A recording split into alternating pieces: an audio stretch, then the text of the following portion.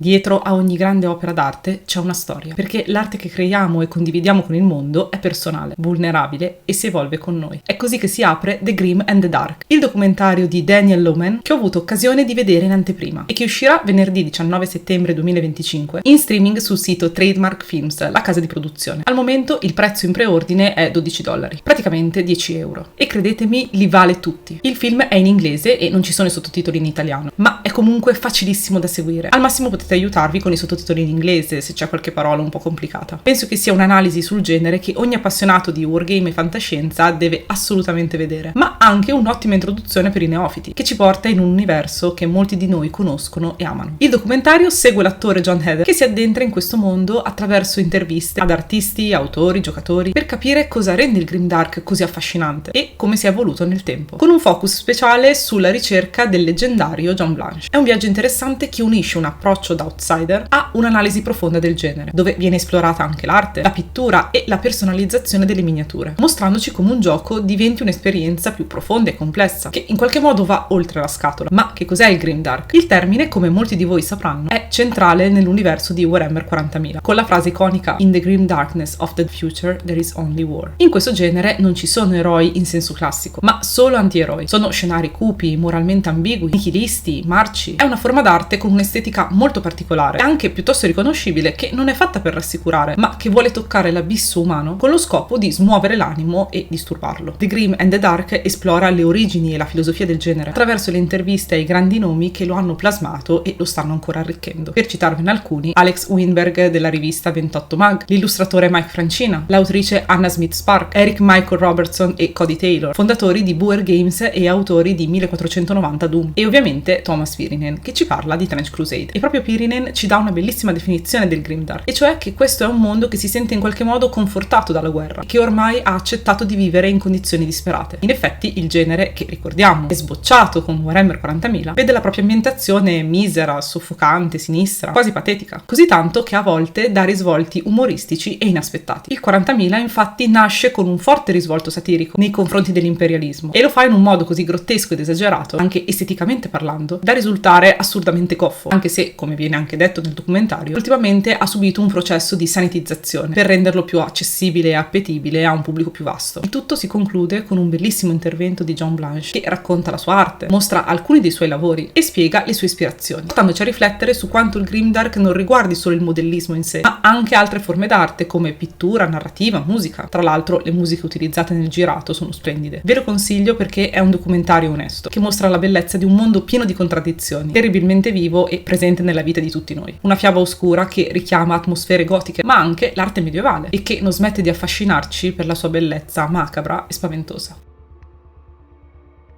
Se il video vi è piaciuto lasciate un mi piace, un commento e iscrivetevi al canale. E se siete ancora più curiosi venitemi a cercare su Facebook, Instagram, TikTok o sul mio blog villannorespace.it. E sempre vi lascio tutti i link in descrizione.